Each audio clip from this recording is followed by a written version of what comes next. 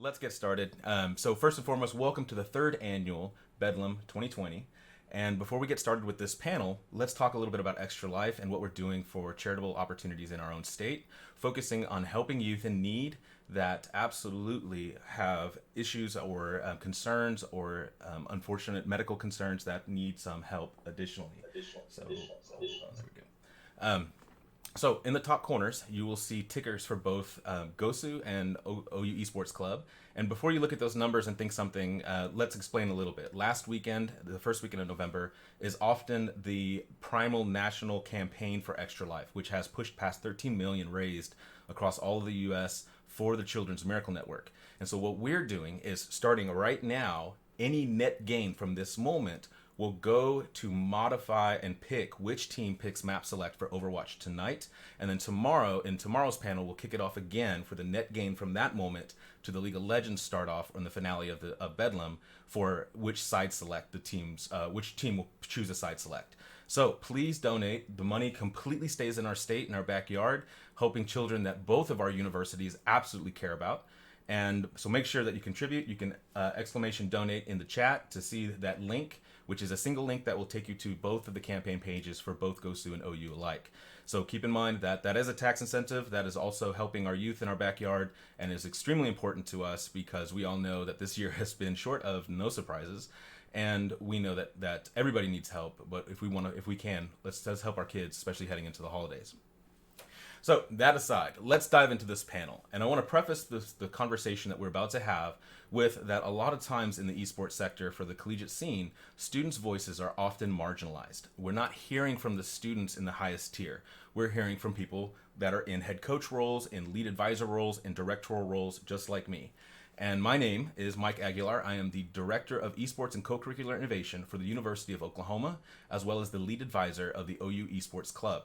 And so I want to moderate this panel to help you learn more about the gaming and esports communities at both OU and Oklahoma State alike. So with me, I have Sam Williams, the president of Gamers of OSU, Matt, the esports coordinator for the Gamers of OSU, Jasmine Graves, the president of the OU Esports Club, and John Hudson, the director of intercollegiate competition for the OU Esports Club. So let's get right into this. So for Sam, let's start with you. First of all, tell us what year are you, what's your major, and how long you've been involved with GoSu? I'm going into my junior year. I recently just switched my major to nonprofit management. I used to be in engineering, but nonprofit's kind of my calling now. And I've been involved with GoSu since my freshman year, so this will be my third year involved and my second year on leadership. Awesome. So tell us a little bit of the history of GoSu. How big is GoSu now? Give us some of the background story. Yeah, so it's over a decade old. We actually died out a few years back and then had to restart the club. And we've been on and off, slowly growing our esports scene. It used to be just casual, but now we've grown to have like I believe 7 or 8 different teams, or different games that we have teams for, and then every game, of course, now has multiple teams. I mean, League last year we even had a D team, and then we had an OWO team, so we had like 5 teams, just for one game title, which is awesome. And so slowly we've been kind of working more and more with OSU, and we're finally going to get a gaming arena. So that's kind of like the epitome of how far we've come. And so we're going to get that gaming arena hopefully sometime in the next semester or two. We've been pushed back a lot to COVID, but it's kind of the first step of the goals that we've been working for since we've kind of started diving into the esports scene a few years ago. Absolutely. That's a huge achievement, and kudos to the Oklahoma State administration as well as GoSu driving that narrative, as OU is just now getting to that point, and I can't even say that we're that far along to say that we have a venue in that timeline yet. We're close, but we're not there yet. So good job to Oklahoma State for sure. Let's transition to Jasmine and give us a little bit of history of OU Esports Club, its journey, and its infrastructure. Yeah, it started with our lead advisor, Mike. He was charged with exploring the topic of esports and gaming, and like those opportunities. He found 2 students, Jack Counts and Alex too, who were passionate about the subject, and they founded the Esports Association at the University of Oklahoma in 2017. From there, they found other student leadership to get involved and help build the club up, developing the 6 departments that we have. And then from there, In 2018, we became the OU Esports Club. That's what we are right now. We got it with sponsorship from OUIT, and we also gained licensing. So we get the OU logo on our jerseys, like you see with John. And then in 2019, we continued to build up our program, our opportunities. Mike gave one of the first TED Talks, TEDx talks about higher education esports development. And then in 2020, we were elevated even further. Mike was given uh, the the job position of director of esports and co-curricular innovation, and that's under our student affairs department. So that's where we are right now. To build onto that, what do you hope to accomplish in 2021, Jasmine? I hope that we can get some more scholarships, like opportunities type deal going. Um, of course, a venue would be cool, but like you said, we don't know how far along we are in that process. So, yeah, that's what I hope to see. Thank you, Sam. You elaborated a little bit about what you wanted. You were hoping for this venue to be completed before the semester or before the school year's over. What other objectives do you want to see Gosu and Oklahoma State achieve in 2021? So we're definitely working towards an esport curriculum, which is amazing for a lot of our members who are kind of stepping up. We've seen a lot of leadership, especially like Madsen stepping up to fill our esports role. We didn't even have that as a leadership position, but he saw a need for it and stepped up. So there's a lot of our people that are starting to look at internships in the esports community, but we don't have a career path, and a degree plan in terms of educational at OSU. But our advisor, Sean Knoll, he's kind of leading the charge with that. And pretty soon, I believe spring 22 is when we'll first see our esports certificate go up, where you could take a lot of like shoutcasting and marketing type business classes to help prepare students to go into the esports world.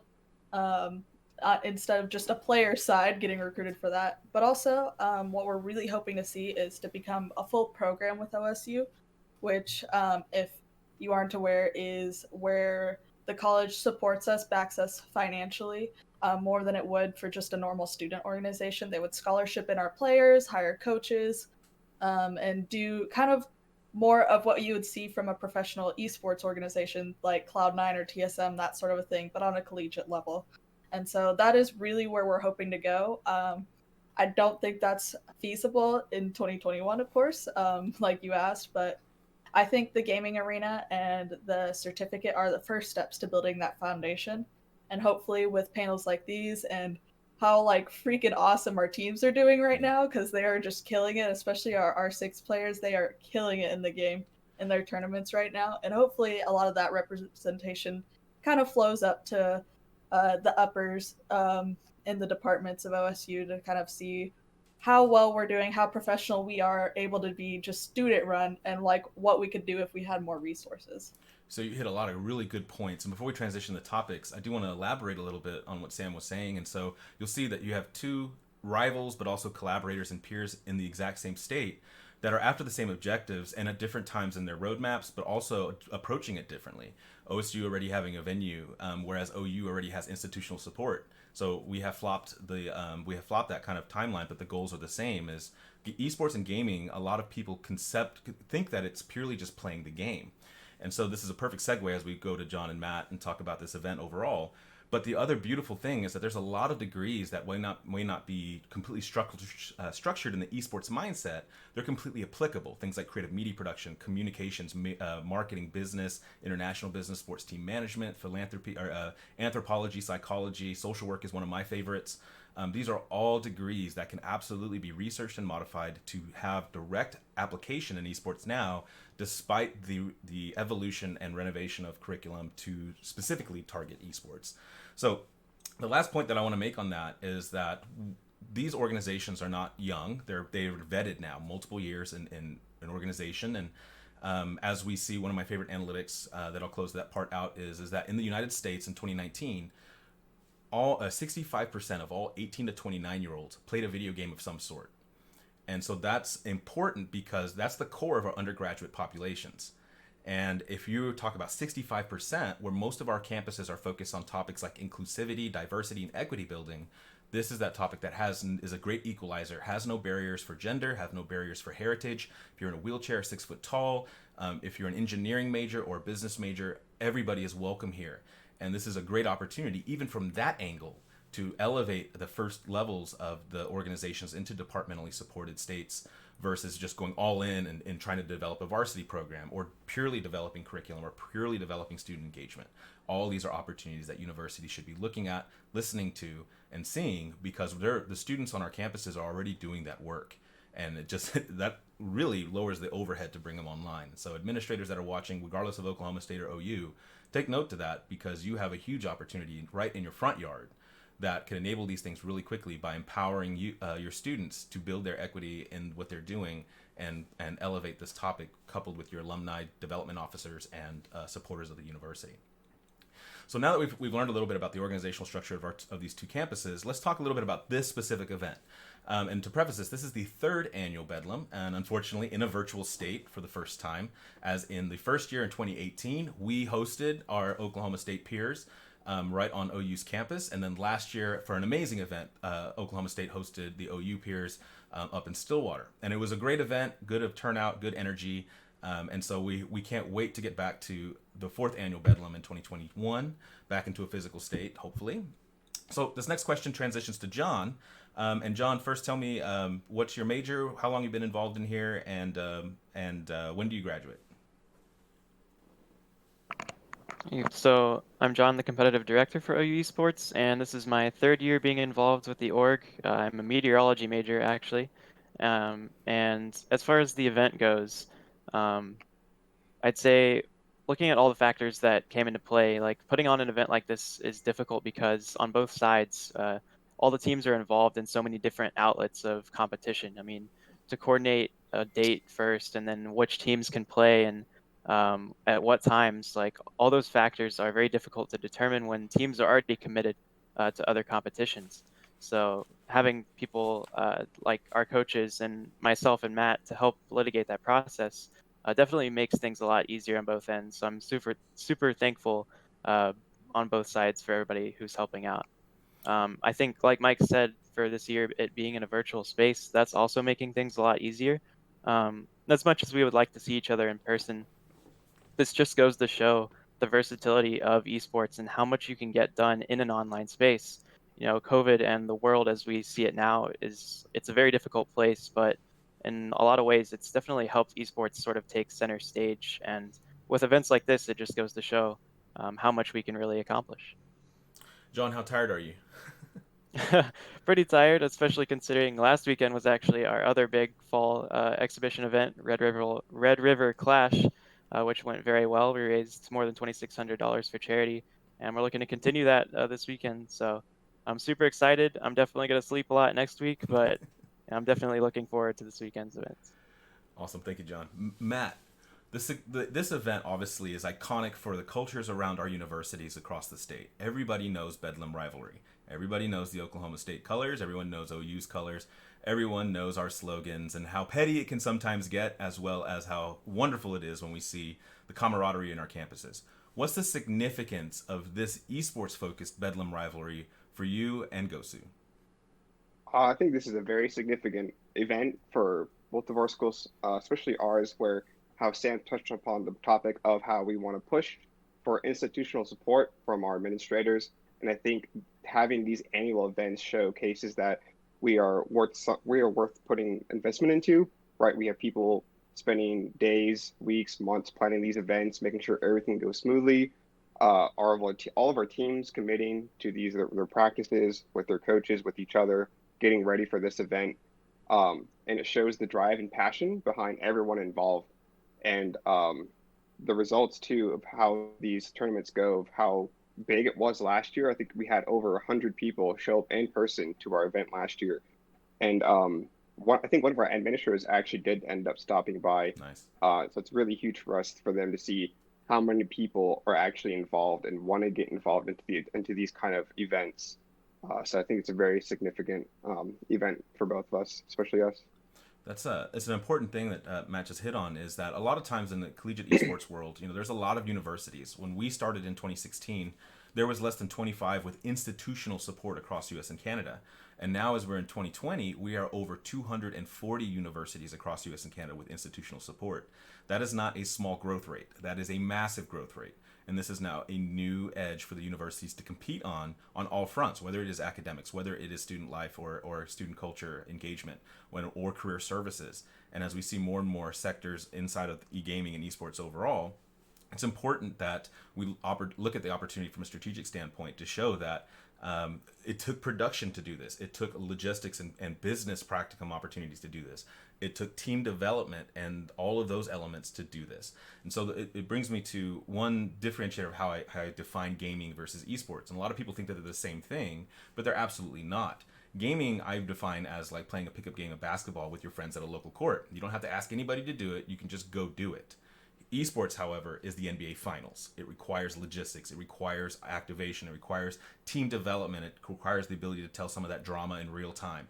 All of those things are the jobs that make up esports overall. And without that foundation or platform to elevate or talk about or showcase these types of competitions and these types of topics, nobody has the opportunity to care in the first place. And that's why Bedlam and things like OU Texas for us are extremely important, because even despite the fact that OU is now at that stage of starting to get their institutional support officially, we still have a long road ahead of us, and you will too once you get to that stage. And so there's no difference, because we can showcase so many other opportunities that really speaks to that inclusivity of this topic and the opportunities it creates. So, John, as a wishful thinking for 2021, and let's even say 2022 and on, where do you want to see Bedlam next year? What do you want to see happen that we're not doing already? I'd say if I had to break it into like 2 points, first would be like, let's get as many like teams as we can, because like the bigger the scale of the event, the more like viewership that we can draw, the more people of interest, like the more teams we get to showcase. So this being a 5-team event this year, with one team having to drop pretty close to the end, which was unfortunate. I definitely think the scale could be increased, and the scale could also be increased, touching on my other point, in terms of what a live event would look like. Let's say like in the next year or two, we get a bigger venue, like at either at OU or at OSU, and we can, have this on a big stage, have, hundreds in a crowd for spectatorship in a live event, assuming that, by next year, this time COVID is gone, which fingers crossed, it's hard to see the timeline of that at this point, but I think the scale of these events could certainly grow a lot, especially with institutional support from the university in future events. Awesome. Yeah. So again, the way that we structured Bedlam from the very beginning was that we would alternate campuses. And so we're trying to make sure that we're not combating with Bedlam football coordination, because parking on our campuses is garbage those weekends. And so those are the things that we obviously want to avoid, as we learned very quickly in the first year that was not very conducive to a good setup. But the energy once we got past that initial logistical hurdle was insane. We had HyperX sponsor last year. And so this year we're just focused on showcasing, getting the voice out, and raising funds for youth. And then next year, hopefully, we're back to a physical state and bringing in sponsorships. One of the things that I want to highlight before I move back to Matt is that Bedlam is obviously a moneymaker. Yes, the grudge matches are important. Yes, the pride in your school is opportunity. Is a good opportunity to showcase that pride. However, the business operations cannot be negated, because that is revenue stream. That is the opportunity for us to build funding to help support the operations and things that we are dreaming of. And so these things, as we continue to elevate topics like Bedlam, will allow us to say, all right, well, we're going to not necessarily have admission fees, but now we have things that can drive the streams better, that can also advocate for these other contributions while you're there, which will also help support the infrastructure needs of these developments. And to be quite frank, we're in Oklahoma, and we do have uphill battles in regards to the cultural relevance of our topic and convincing administrators why it's so significant. And so when we start putting money behind it and operations behind it and allowing it to have this more polish and elevation, then administrators are often more open to the idea of, let's explore it just that much further. And a 1% move towards that goal is still a massive success, despite it only being 1%, because as Gosu has already explained, that's a 10-year plus development or a 10-year plus organization. And that same thing for us. For 4 years, we did this as a grassroots, completely volunteeristic approach to building something of substance. And this will create those opportunities to further solidify it. Because you cannot negate the fact that OU, OSU, Bedlam football makes money, because it does. And so this audience, there's plenty of the audience that have absolutely no care about sports ball, as they'll call it. Not to knock football programs, because they are culturally important to us in the state. But there are plenty that don't, and that will love this and other things that we can do with it. So from that, as we now heard what John hopes for the next couple evolutions of Bedlam, what do you want to add to that? What would you like to see? Next year, I'm definitely looking forward to our esports arena getting finished up. Hopefully, by the time COVID's over, we can use our arena. It'll be finished. I'm really excited to see what that would look like, using all of our fancy setup, our new equipment, and our staging area. We can commit to any design ideas we want to have. Another thing that I really am looking forward to, that this becomes an opportunity for other companies to come in and check us out, right? Like some kind of scouting grounds per se, where companies can come in, see what we have to offer, look at the production value that we're putting into these events, the quality that our players are playing at, how well they are, and how much time and effort really showcased in these events. And they say, hey, those are players, this is a school, or this is a program that I want to invest in, that I want to send resources to. And so I want to be able to have the opportunity where we can invite people like Red Bull or like other gaming esports organizations. Like I know Cloud9 or TSM, where they come in, check out our players, check out our program, say, hey, this is really cool. We want to help build this even more. So for the audience that's not completely invested in the esports scene, companies like TSM, Cloud9, Evil Geniuses, FaZe Clan, 100 Thieves, these are the Dallas Cowboys, New York Jets, Buffalo Bills. These are those kinds of organizations to us. And one of the things that I want to make a point, because one of the topics is also recruitment to our campuses. And naturally, that's where we're going to be the most competitive from the administrative standpoint, is how can we get more students to subscribe to Oklahoma State or OE or Oklahoma. Those are the things that are absolutely real. And we'll get to be that much more competitive once our universities allow us to be, basically. It's not that we don't care about them, but we can't be on that. We're not at that stage to care at that front, because we're not being supported effectively yet. The other thing that I want to note is that in the pipeline of traditional sports, you often recruited into college and then drafted into the pros when you're that top 1% of the 1%. In esports, that number is even lower. So the majority of competitors that are entering into collegiate to compete on behalf of the universities under a scholarship at other universities, or eventually ours as well, that infrastructure is lacking because higher education and the majority of the mainstream energies that pre-existed negated that culture completely. And so the pro scene completely just said, we don't need higher ed at all.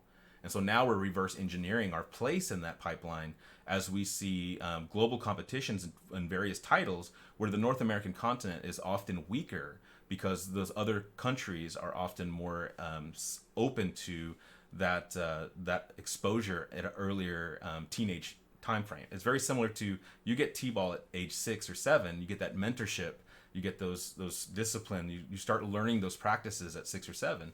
We're not getting them until 18. And so those are those opportunities in K through 12. Will naturally be feeders into our programs, and then hopefully become feeders into the pro sector. And that also means that the industry overall needs producers, needs graphic design artists, needs influencer style media, needs people that can do event coordination, can do all these different things. That's what esports is. The competition is the byproduct of the elevation of that showcase. But without all those components, esports doesn't thrive, it doesn't grow, and the opportunities are minimalized. So please keep in mind, as you're learning more about gaming and esports overall as an industry, that's the actual picture of esports. It's not purely just the competition. So as we close this panel out, let's talk a little bit about some send-off energy here. So we're going to come back to Jasmine for OU. And what do you hope to see during this Bedlam? What do you want to say to our Oklahoma State and Oklahomies up the street? And how do you want to close this out? I hope that we beat you guys in every single game. No mercy. Go OU. Except Mercy in Overwatch, right? Sam, what do you want to say to your peers as well as your OU adversaries down the street? Well, we hope to prove Jasmine wrong and clap back really hard in every single one of our games as well.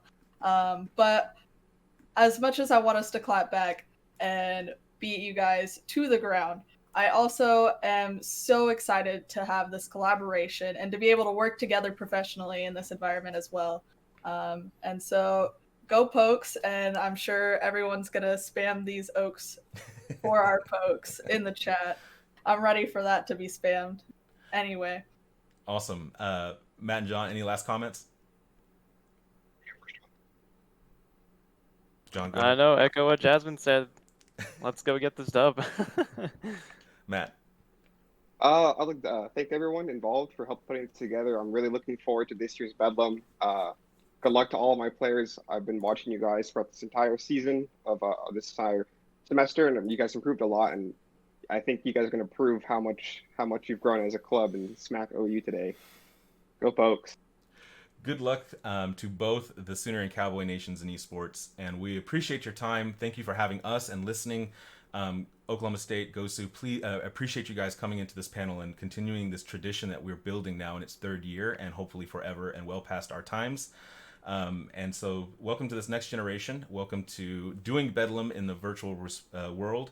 And please, please, please donate to the contributions. Let's help kids this winter break as we head in. And as we close out this first panel, if you don't tune in for tomorrow, please remember that tomorrow we'll have a second panel where we're talking about the student experience in college with gaming and esports, which speaks directly to the core of the student experience in college for gaming. So this should be where student affairs cares, where administrators cares about how to interact with students. How do we get students out of their dorm rooms? This is a perfect topic for that. So tune in tomorrow for that. And my last final send-off is that no matter what, gamers, we're unified as a collective for this industry. We do not have the luxury of purely being individuals in regards to OU versus Oklahoma State in superiority yet.